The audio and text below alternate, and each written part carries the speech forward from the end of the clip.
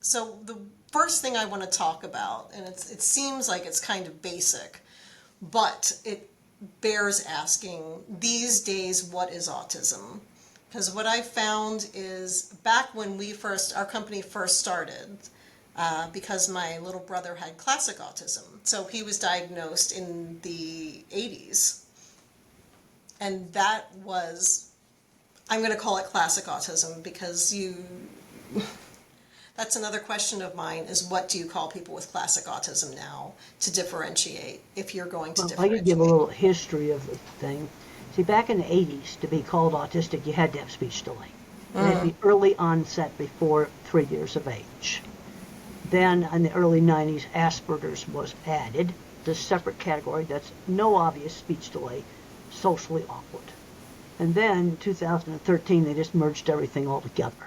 Yes. So now you've got a spectrum going from Bill Gates, it's now official, he's on the spectrum, to somebody that's very severely impacted that can't speak and may have other very serious neurological things wrong with them. So you've got this gigantic spectrum. It's huge. It's And almost so big that it just means people.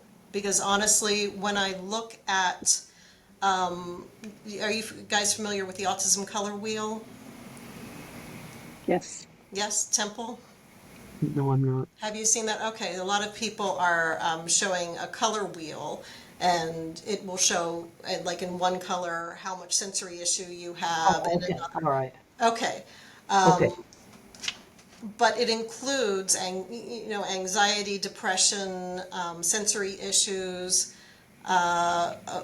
some motor issues, social awkwardness, and I would say just about everyone I know and love would be somewhere on that. They're going to have a color wheel. Now, what does it look like, and when does it become autism? And that's one of the Well, let's just questions. look at the fully verbal end of the spectrum. One of the things I say in a lot of my talks, when does slightly geeky or nerdy become autistic? It is a true continuous spectrum on that. You know, a little bit nerdy. Are you nerdy enough or geeky enough to get the autism label? There's no black and white There's dividing line. not. It's a very, very gray. There's So not. that's at one end of it.